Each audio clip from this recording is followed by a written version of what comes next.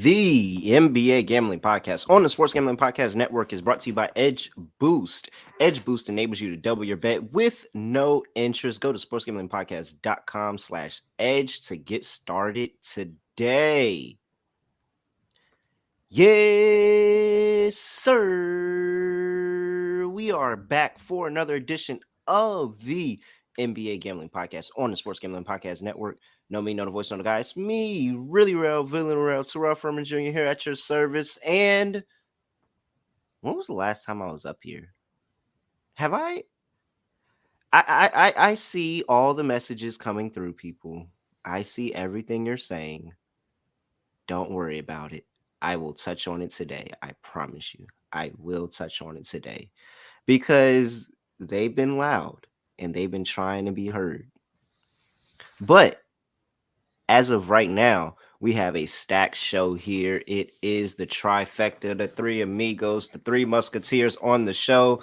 Got my guy, Scott Reichel. Scott, what's going on? Hey, doing pretty well. Feels a little bit weird to have one NBA game the entire weekend, but that's what we got because you have the game on Saturday, and of course Friday and Sunday are off days, so we'll see what happens there. Yeah, been a bit interesting. It looked like we were going to potentially have about a week or so of no basketball because it did seem like we might get sweeps in both conferences for the conference finals. Did not happen. Boston made it interesting. Denver's taking a nap right now, so good for Denver. But either way, I'm on one hand relieved that both series weren't total garbage and that you actually had a competitive series in one of them. On the other hand, I think it would be pretty cool if Miami actually ended up making it into the NBA Finals as an 8 seed. So we'll see what happens moving forward. But as a whole, I am somewhat happy that we will be getting more basketball over the span of the next week. Because if Miami and Denver ended up each winning 4-0, we would have had nothing to talk about on the show for about a week and a half. And so very much is why the NBA said the rim was way anybody could ever imagine for the Boston Celtics in game 6. Well, no, in game 5. They sent Scott Foster down in game 4 because they are trying to make sure that they still had content. All they needed was content till Saturday. We can make it from Saturday to Thursday. All right. You know we got him as well. Third man in the booth, OG of the show, Munaf the Machine, Manji. Munaf. What's going on, guys? Yeah, echoing everything Scott said, man. We would have had nothing to talk about for probably over a week if the Celtics didn't at least win the last 2 games. But it's getting interesting. We'll see if Miami can get it done on Saturday night. We'll get into it here in a minute. But glad to be here with you guys. Let's crack on, man. I'd also, by the way, I'd quickly like to point out from the Mothership show, cash the over 5.5 games in the series. Never in doubt. I mean, it just seems like this is a potential sweep on the series, at least for me, because I, faded the Boston Celtics true and true. Yeah, I was going to say you already won your spread. That's the last week. I just got to let it be known again that we've gotten this right every single step along the way. And man, it's so here. Let me just go ahead and get it out the way now because everybody wants to know what I'm going to say about the Boston Celtics because Boston Celtics they go down 3-0 and then they win 2 games straight. Now the echoes are in the ear, and everybody's saying,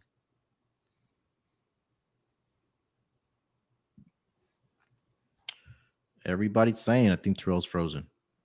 Is that like parade inside my city? I wasn't sure if that was a rhetorical statement or if he froze, but it's a nice freeze frame, though. He looks happy with himself. I'm gonna take a Look at the freeze, though. Look at that. He looks so happy right now.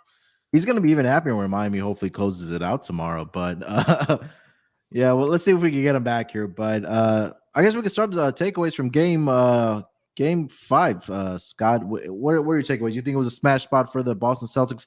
I personally have been getting my ass kicked since game 3 of this Eastern Conference Finals back in the Miami Heat. But what are your thoughts on game 5? Yeah, it has not exactly been a great series for me either. For the most part, I was on the fence about both the side and the total. I actually leaned to the points in the end because I thought that 8.5 was actually a little bit too large. Yeah, and even with the dominant showing that Boston had, they were a Hauser 35-footer away from making it a serious sweat No, to cover the entire game there. no, forget that. Don't try to cut me out, Okay. Boston. I saw what Boston had going on, and they tried to cut me out, knowing when I was about to say that this series is over. I don't care how many times you guys try to put it out there, but the series is over. And no, the city of Boston, you will not do that to me on my own show. Absolutely not, because the Wi-Fi was working perfectly fine. It was perfectly fine. But guess what? Guess what, Boston? I got a hotspot, so it don't freaking matter. Because I got a hot spot. So I'm good and I'm here and I'm gonna keep talking. Sorry, Scott. Oh, it's fine. We moved on to something else. So if you want to bring us back, then you're more than welcome to. Oh, no, we can actually. It was actually kind of funny because Munaf and I thought that you were pausing for dramatic effect at first, and then we realized you completely failed. And then, yeah, you didn't blink for like 5 seconds, and then he's frozen. 5 seconds without blinking is a very tough crime, and that's a cry for help in a couple of countries. Yeah. Hey, look, so I was never good at a staring contest growing up, and I always lost. I tried to fake like I didn't blink, but I would always blink. I'm sorry, whoever. If you can win staring contest, congratulations to you, but that is not my specialty at all. Either way, ever since I was just denied. We lost time. So I'm going to go ahead and talk to you about Edge Boost, because Edge Boost, the world's first bet now, pay later Visa card. Similar to buy now, pay later programs, the bet now, pay later is exactly what it says. You bet now, pay later. Edge Boost enables you to double your bet with no interest and pay back the advance over 4 weekly is equal installments. And yes, I said that correctly. 0% interest. Just deposit your funds into your account. They match your deposit, and you can use those funds on any legal sports betting site. Edge Boost currently offers up to $2,500 in advances. That's up to $2,500 you can add to your bankroll. Go to sportsgamblingpodcast.com/edge to sign up today. That's sportsgamblingpodcast.com/edge. Must be 21 years or older. Only valid in legal gambling states. Problem gambling, call 1-800-GAMBLER. Okay, fellas. I guess I can use the rant and the fact that I truly still think that this series is over. And we can take that and go into game 6. I don't freaking know. It's a lot going on. Game 6 of this series. The Boston Celtics are traveling back to Miami. They're only going to bring one outfit because they only have one game. So they're only bringing one outfit. Boston Celtics -3 open line is still true to -3. However, the total has dropped 3 points, opened up at 213.5. It is now down to 210.5. Injury report is pretty straightforward. Gabe Vincent, we'll see what they do with him if he's out for another game. It looks like as of right now, he's still out, but we'll see what the injury report looks like tomorrow. And Malcolm Brogdon, who probably should be out, is still in, and he's still playing. So, as a player prop better, I think Brogdon should play, but we'll see what happens. Yeah, so. Very much so. So, Munaf, I'm going to throw it over to you. You're getting 3 on the road with Boston. This looks eerily similar to what we saw in Game 3. What are you doing this time around? Well, I was going to say, by the way, just quickly, while you were lagging out, Munaf and I were about to start recapping Game 5. So if you want to you can just throw that into your hand. I was going to say, we can just merge it into our answers, I guess. That's fine. Yeah. I'm on Miami for Game 6, just to be clear. But kind of going back to Game 5, I think, Scott, you mentioned it, I think both of us thought it was too many points for the Boston Celtics to be laying at home, and I was on the +8.5. I was on the money line as well, so it didn't get there.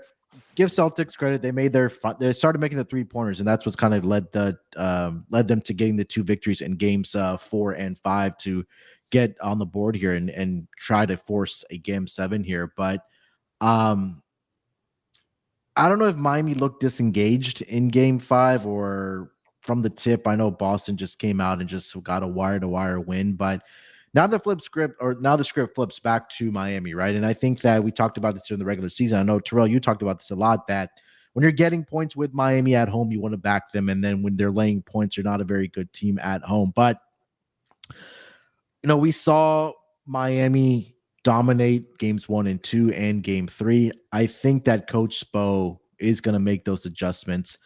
Now, I'm not sure if he's going to play faster or they're going to play faster or what the case might be, but I think this might be that Jimmy Butler legacy game. Like, I think I can easily see him go out here get 35 plus points here in this game 6. So I think that, we talked about, and I've said this a lot, that you see the role players play a lot better at home. And I think guys like Max Strus, we'll see if Gabe Vincent plays. My gut tells me he will end up playing, but guys like Max Strus, Duncan Robinson, those guys I think are going to step up in a big way. Caleb Martin has just been absolutely phenomenal for this Miami Heat team. So I'm taking the +3 here. I think Miami gets this done. I predicted Heat in 6. It's right on script here. I'm going with Miami +3. Give me the money line as well, man. I think they get it done. All right. Scott. For me, I feel a lot better about my thoughts because I disagree with Munaf about this game. I'm going to go with the Celtics -3. Yeah, we both haven't exactly been great in this series, so something's got to give, or maybe Boston just wins by 3, and then we just basically break even. But I'm going to lean to Boston here. Simply put, I think Miami's got a lot of injuries, and I don't think they have the actual, I'd say, depth to overcome them at this point in time. Of course, Tyler Hero was the main injury, and they were able to overcome it anyway because Vincent was able to step up. You ended up seeing Strus have some big moments. You saw Caleb Martin, who looked really good for the first couple games in the series. The point is, though, with Vincent now potentially missing game 6, or even if he does play, let's say that he's severely compromised. Besides him and besides Martin, do I really trust anybody else on their bench? Because Robinson's been pretty good in the series. Randomly had 9 assists last game. Not sure how that happened. Lowry's been useless, and he potentially injured his finger in game 5, so I think he'll be extra useless in this game. On top of that, Martin did kind of get injured early on in game 5. He played through it, but it did seem like he landed a bit awkwardly. But you're looking at Miami's bench, and I do think it could be better. Basically, I'm trying to say that I think Vincent is such a big piece for this team that with him being out, every other player has to jump up a spot in the actual rotation. And as a result, I'm a bit concerned about their depth with Vincent potentially not playing. On top of that, I got to at least point out how much better Boston has played on both sides of the ball. Offensively, they've been really good. Defensively, they've been good as well. And Boston, last game, we saw Derek White go crazy. We saw even Marcus Smart hit a bunch of threes. You even saw Jaylen Brown wake up to some degree. Still went under his points prop, shout out to him. But he was still pretty efficient. And Tatum, we saw have a borderline triple-double. It really does feel like the tide has completely turned in the series. And even though I am expecting a much better effort from Miami in game 6, because it has to be, if they lose game 6, I think they're going to lose game 7, just simply put. I think I'm going to lean to Boston. It just seems like, once again, even though it's never happened before in NBA history, this was an 8 seed leading a 2 seed 3-0, despite dealing with some injuries. It does seem like, once again, the talent level is starting to, separate itself in this series. And Boston, I always thought, was the much more talented team. It's why I had Boston in 7 in the first place. I'm going to take Boston here. I feel like Miami's effort level has been underwhelming. Bam has scored less than 17 points in 3 straight games. Butler has scored less than 17 points in 2 of the last 3 games. I want him to play better. But maybe it's just me. I'm not a big fan of Miami's overall mindset the last couple of games, where it's like, no, we're fine. Don't worry about it. And they get blown out by double digits again. And it's like, no, we're fine. We're gonna make this work. It's like, are you? Are you sure you got this figured out? So we'll see what happens. But I'm going to link to Boston. I do think the momentum's on their side. Well, I think Scott's 100% wrong. And I know you do. I know you were going to go with Munaf, but that's where I stand. But yeah, so it's really 2 things that's really been. So game 3, I'm really game 4. I keep getting these games mixed up. Game 4, I'm really not even like looking at that and concerned. That was a pure desperation spot of you don't want to get swept. Like, that is 100%. You just did not want to get swept. You were going to do whatever you could to go out there and not get swept. And they had an amazing performance. And the rim was a lot open for them. They were hitting their threes. Go back home. You have another chance. You can make this interesting. Winning 3 games in a row in Boston for Miami was a tough ask. I mean, it's possible, but again, it's a tough ask. And Boston, the rim was really, really big for them. 16 for 39 from 3 last night.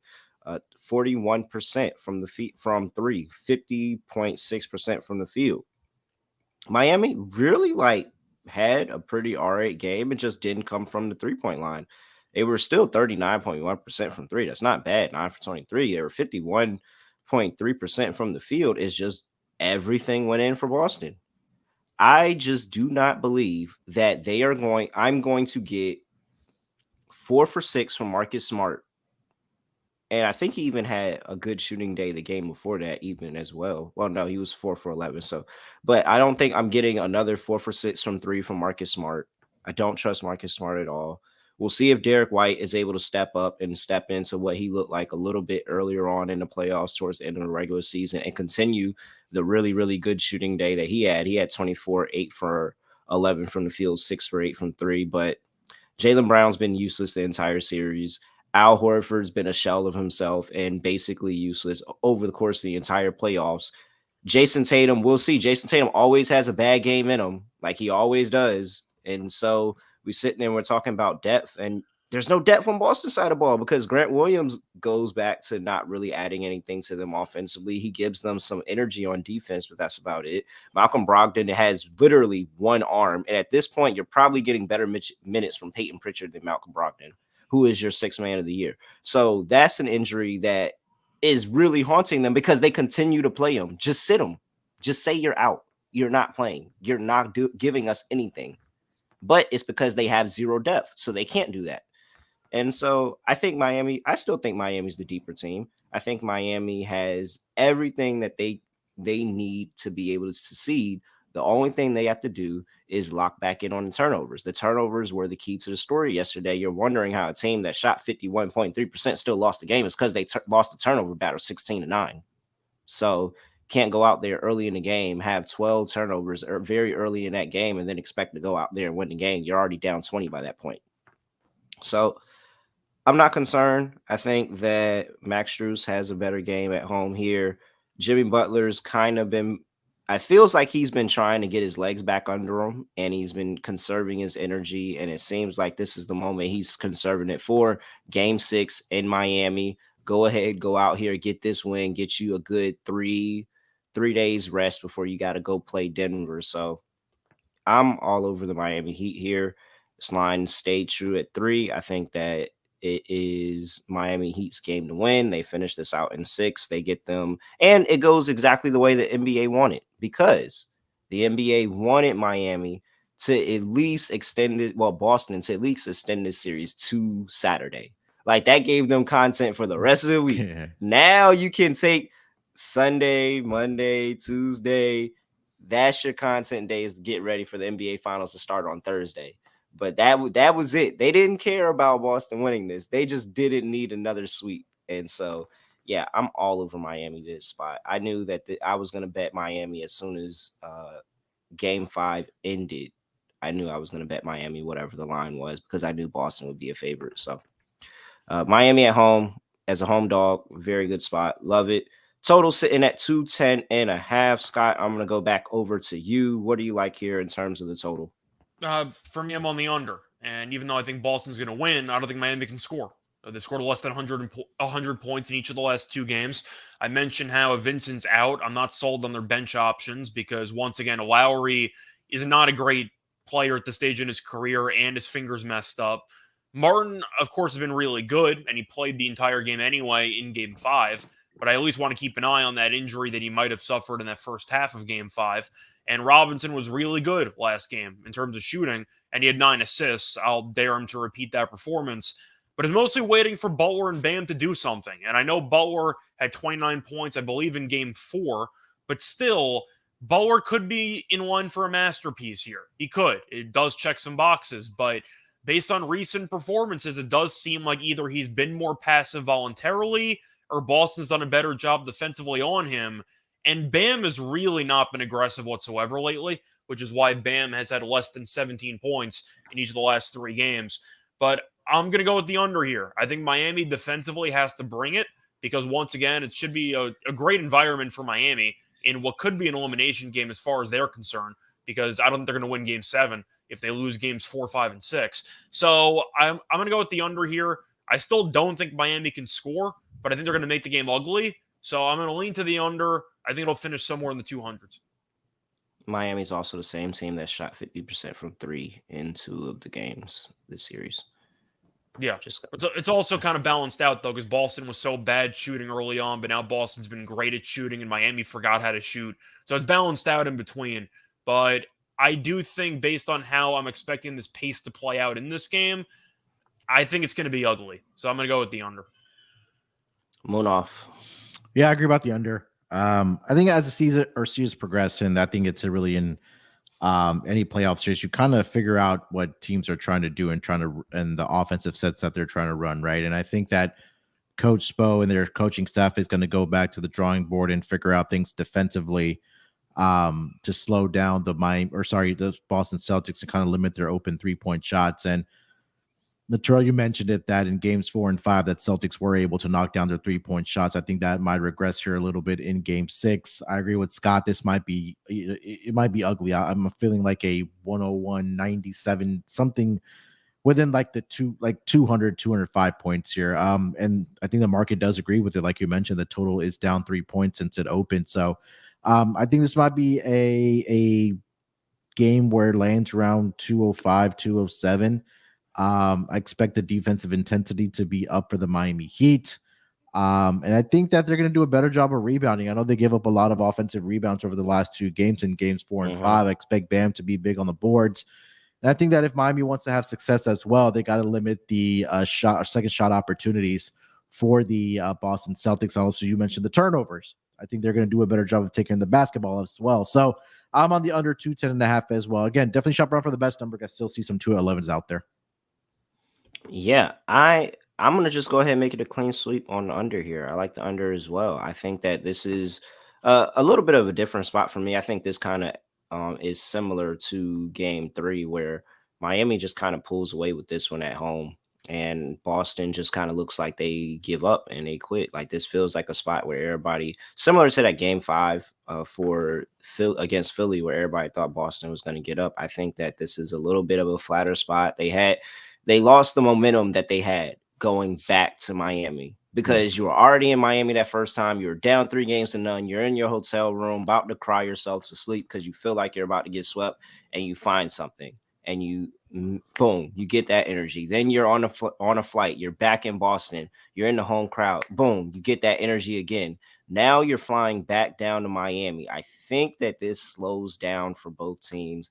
I think that Boston, the rim just shrinks. It just shrinks. They probably get a couple of really, really good looks at it from 3. They live or die by the 3, and they just don't fall. Whereas for Miami, their 3s fall. They realize that their back's against the wall. Just like you felt like that the Boston was back against the wall in Game 4 and Game 5, is now Miami back against the wall in Game 6. And I think they step up to the occasion.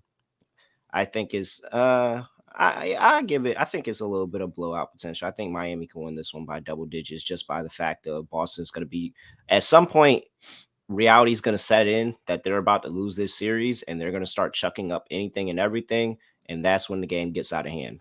So I think that I would like a Boston team total under for sure, but under 210.5 for the full game spread is my bet. All right, let's save player props for the other side of the break, because I got to talk to you about Shady Rays. Because guess what? Last time I checked, my iPhone still says it's May. So we have the Shady May contest where you can get 50% off your 2+ pairs of polarized sunglasses. Use promo code SGPN. Have an amazing return policy. If you don't like them, you can exchange them or return them for free within 30 days. And our international listeners, we have you covered as well, because we ship to Canada, Australia, New Zealand, and the UK. Go to shadyrays.com. Use promo code SGPN for those 2+ pairs of polarized sunglasses, 50% off. And it's still May, like I said, so you can have a chance to win $500. Take that receipt over to sportsgamblingpodcast.com/shady for your chance to win $500. All right. Let's move to props and let's see what we got here. Munaf, I'm coming to you. What props are you looking for in this game? Yeah, I got to go back to Caleb Martin over 12.5 points here. I think he gave Vincent, if he does or doesn't play, I think he'll still be compromised with the ankle injury. You take a look at Caleb Martin, he's played at least 32 minutes in 4 straight games for the Miami Heat. He's gone over this projection of 12 and a half in every single one of those games. And he's just not just a spot up shooter, right? We know he can knock down the threes, but he can also get to the basket and finish in one-on-one situation. So 12 and a half, it's a little bit juiced at minus 135 over on DraftKings right now. Caleb Martin, I do like that.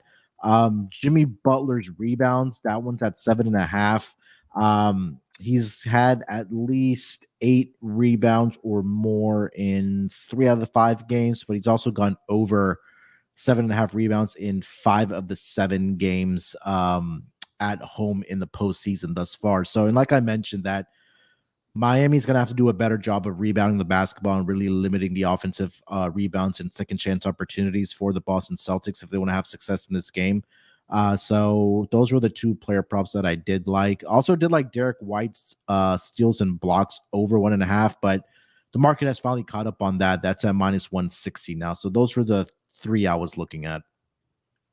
Yeah. For me, I'm all over Max Strus. I'll take Max Strus. I love when a prop is when you're laying juice with a prop in one game and then that person has a bad game and then they flip the prop to plus money, because always when it's plus money, that's when the prop wants to go hit.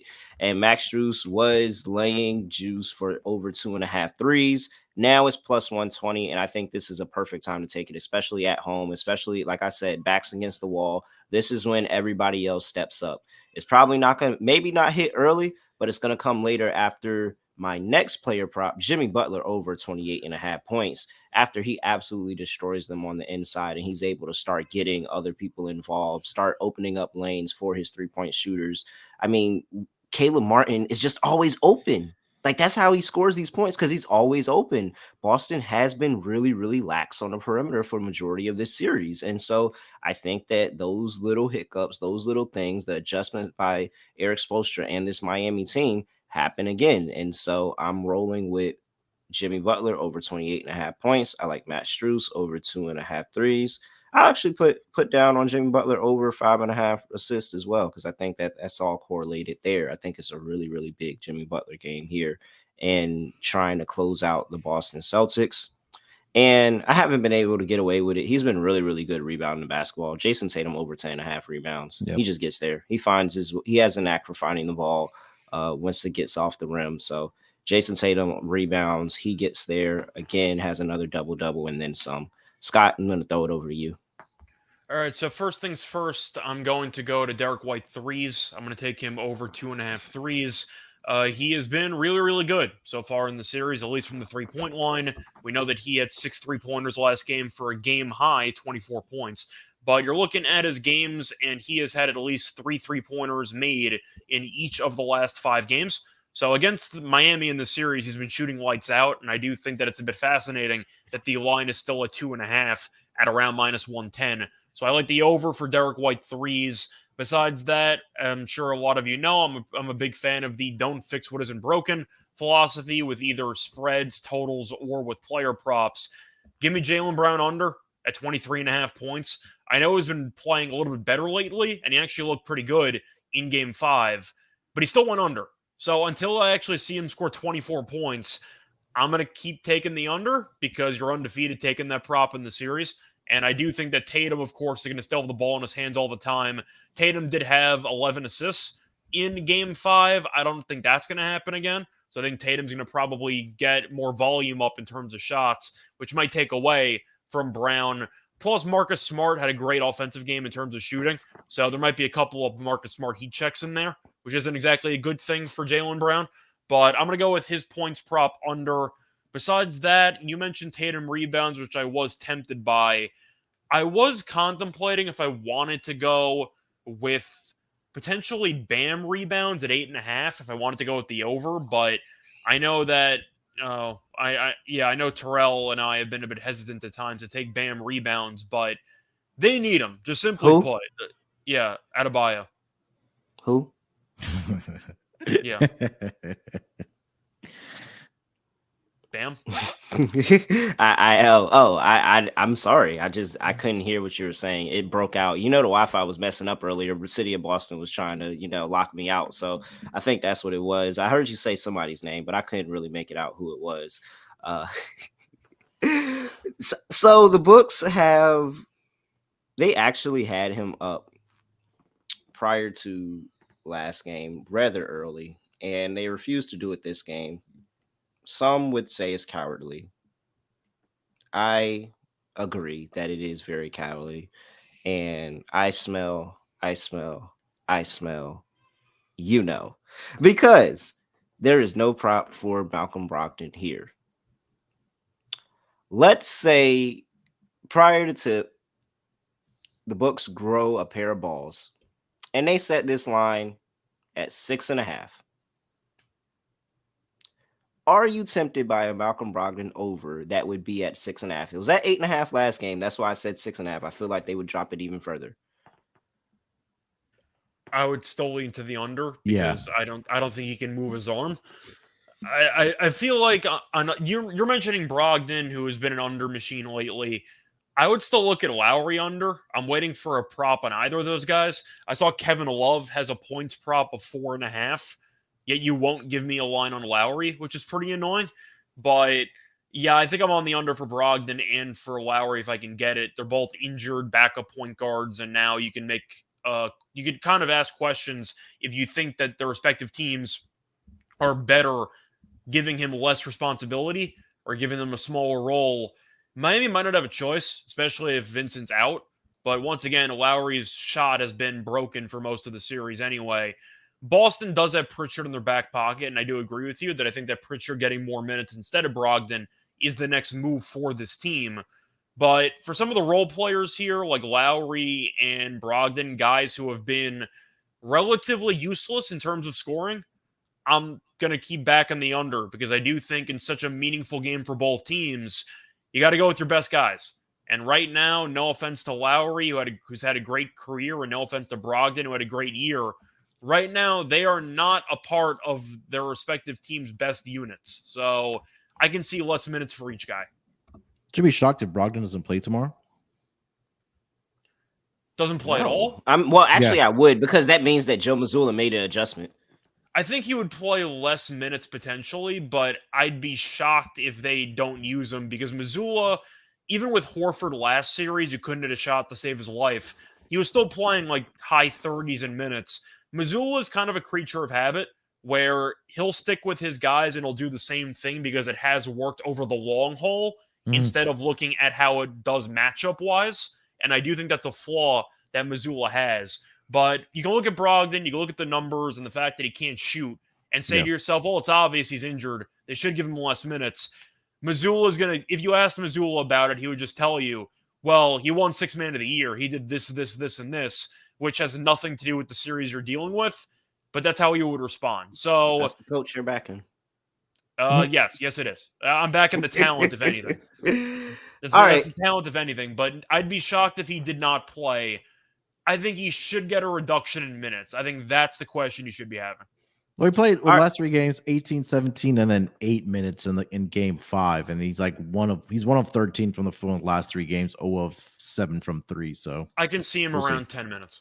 Yeah, I think that he's going to play more minutes because there is going to be a close game, and Mazzulla doesn't have the balls not to play him in a close game. I'm sorry.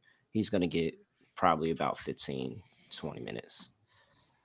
All right. Edge Boost Double Down Play of the Day. I'm going to go ahead and give it out now, and that is Marcus Smart under 13.5 points. That is my Edge Boost Double Down Play of the Day because guess what?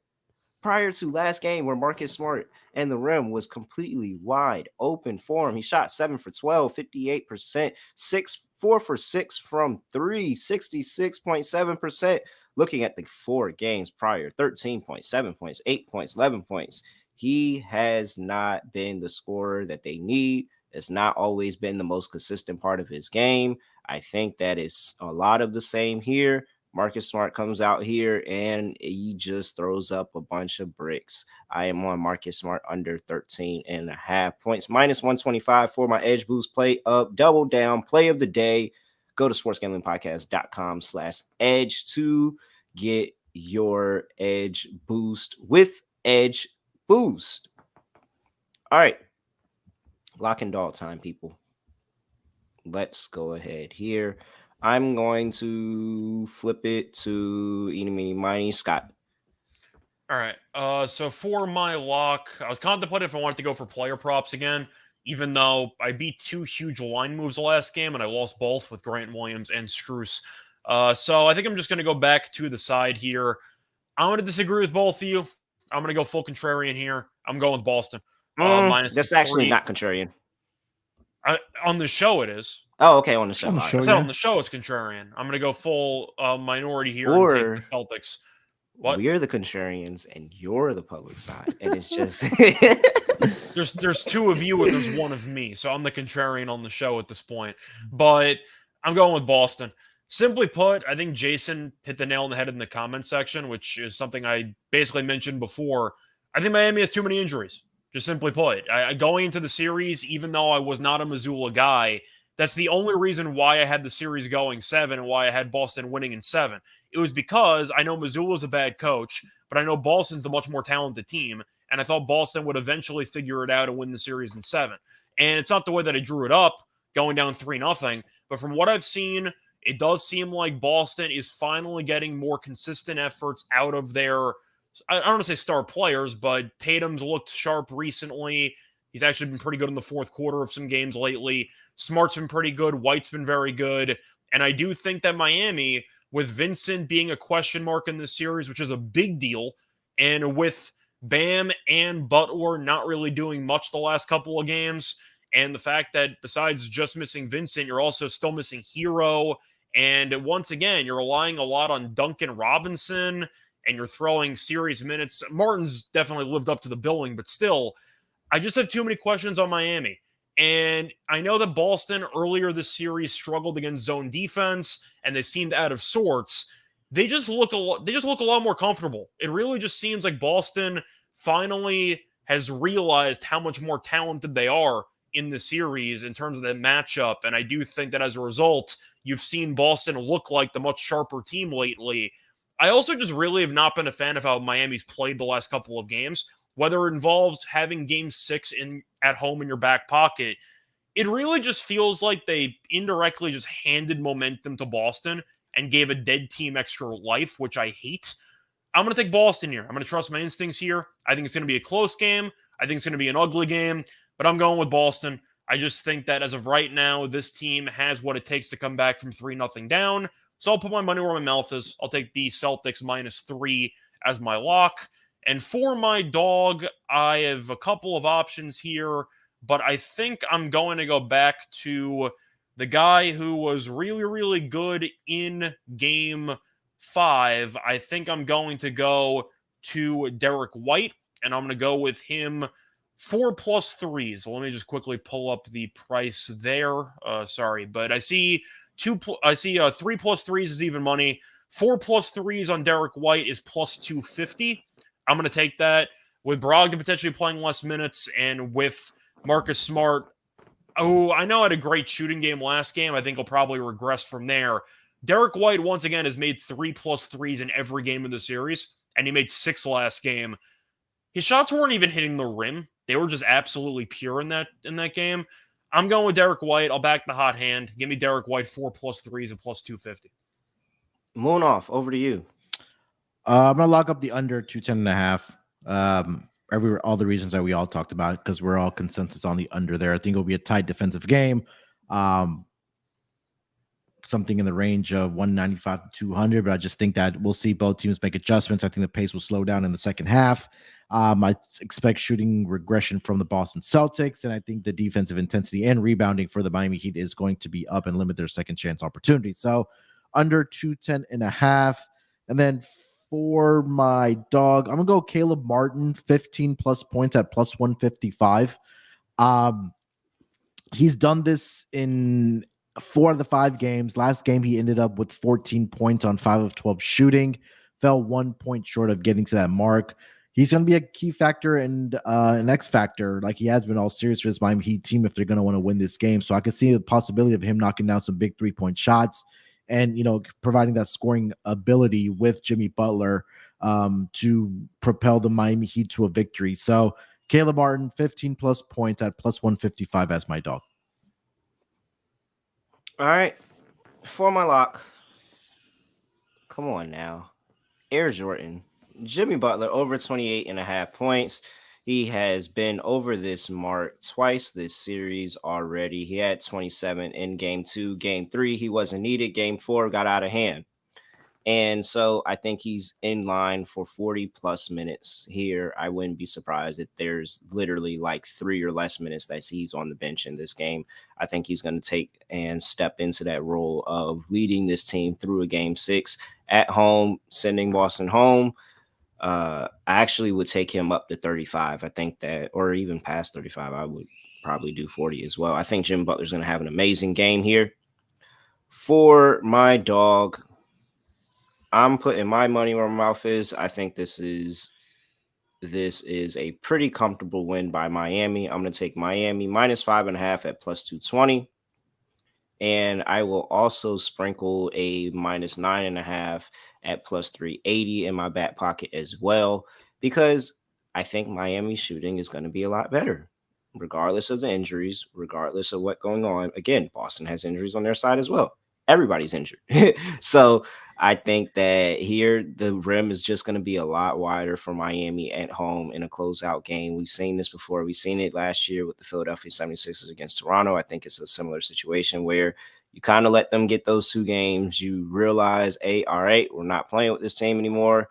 And Jimmy Butler goes from leaning back, playing the game, to sitting on up, boy. He's sitting up right in front of the TV, and he's going to give it to him. I think Miami and everybody else around Miami, the Kevin Loves, everybody has something to contribute, and the Max Struses of the world, all of those guys. So Miami, I think Miami gets it done. Official dog, minus 5.5, plus 220, but I will have a minus 9.5 in the game as well.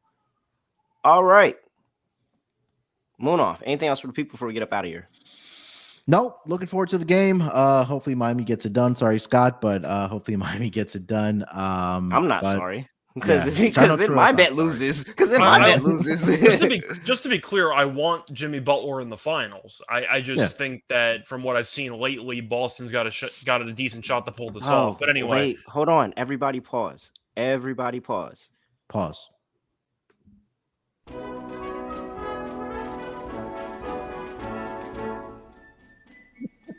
He wants Jimmy Butler in the finals, but he takes Boston minus 3.